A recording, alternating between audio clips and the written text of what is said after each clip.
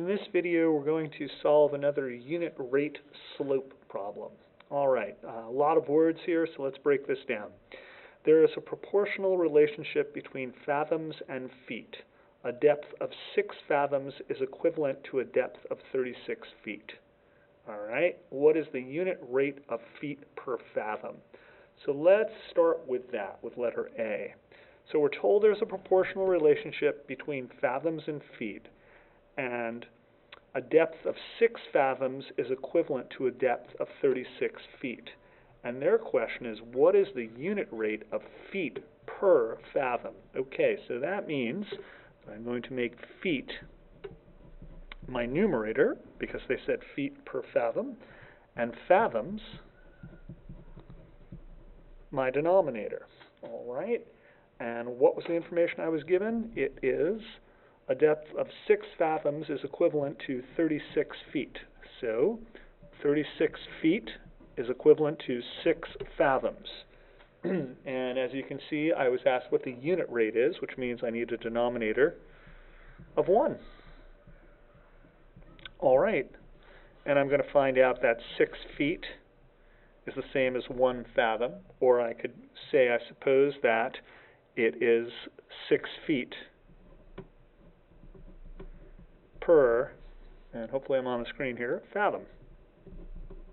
I don't know how to abbreviate fathom, something I'll have to look up.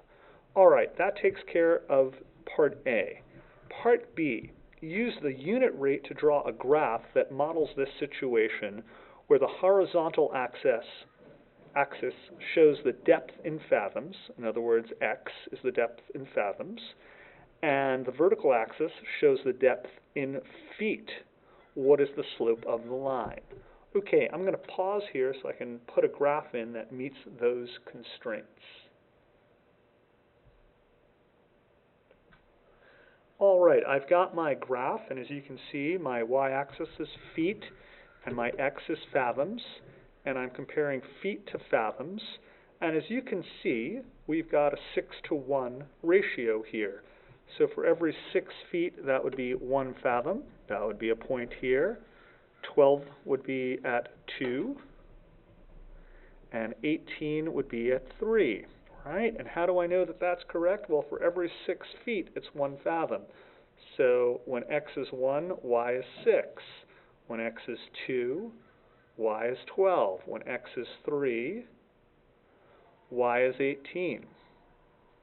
And there we go, because that would be my y and my x. All right. And at this point, I would connect those points, and obviously this is going to run through 0, 0, 0 fathoms, 0 feet, or 0 feet, 0 fathoms. And I didn't do a great job with my line. Make sure you do a better one than I did. And then the question is, what is the slope of the line? Well, clearly the slope of this line is 6. So m would equal 6. And how do I know that? Because I've got 6 over 1, y over x, which is the same as m. All right.